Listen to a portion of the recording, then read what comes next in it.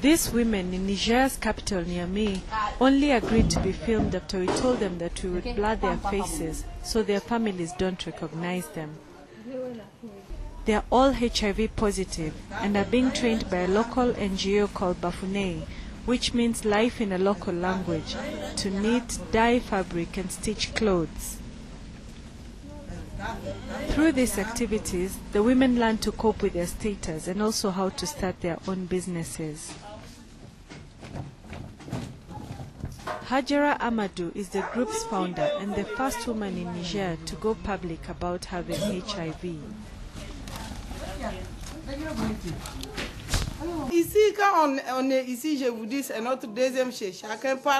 This is our second home. Everyone can say what they want about the disease. Each one of us can recount what happened to us and what we suffer from. Here we can say what we want to say without any problem, but that is hardly the case at home. There is no one to discuss the disease with at home without having a certain amount of fear.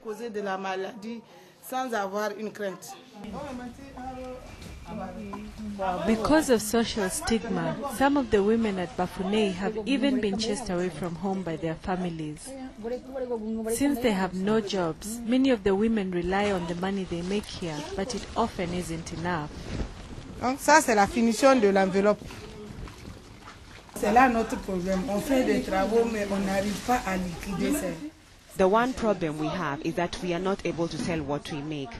Bafuneye is not very well known, and people think that the quality of our work is inferior.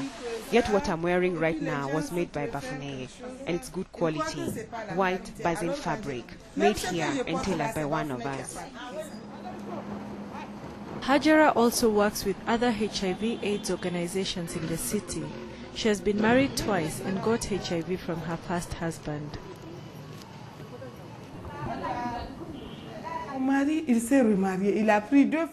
My second husband remarried twice after me. Since I was already on ARVs, I advised them to go for testing as my husband had never accepted to be tested. He didn't even want to use any form of protection. After testing, they learned that they were not infected. My husband immediately asked me to leave his house. That was when I realized I was infected. Government statistics show that 0.8% of Niger's population is HIV positive. Also that more women than men know their status.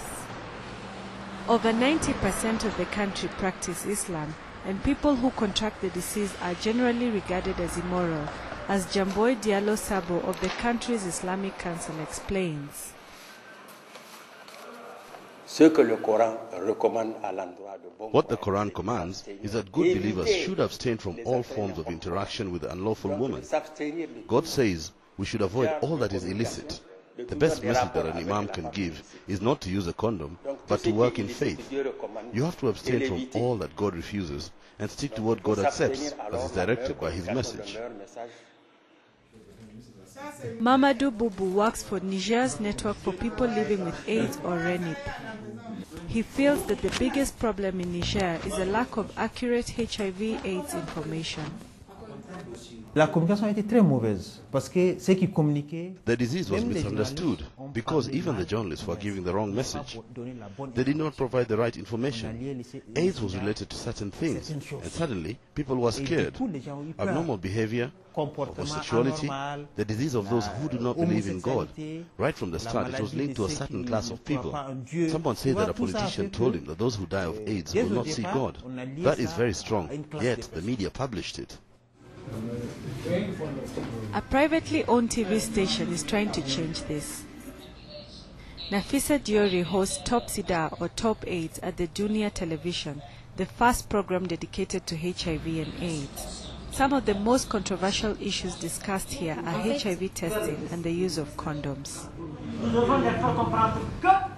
La vie ne s'arrête pas avec le sida, la vie continue avec le sida et nous continuerons avec eux, Inch'Allah. Mais le grand problème, c'est qu'il y a beaucoup de gens qui sont contre l'utilisation du préservatif. The main challenge is that there are many people who refuse to use the condom. For instance, there are religious teachers who say that we are asking people to use protection and in that way inciting them to promiscuity, which is not at all the case. We ask the youth to do that so that they do not catch the disease. Whether or not people want to publicly discuss HIV/AIDS, they are obviously having sex because Niger's leading condom brand is making good sales. Given the current behavior, we sell these a lot. During the day, I can sell up to about half a carton of 60 condoms. Sometimes I sell less. When people have a few remaining, they don't come back. Sometimes I also make home deliveries. Otherwise, people come to buy them from me. Hajara also teaches at a local school.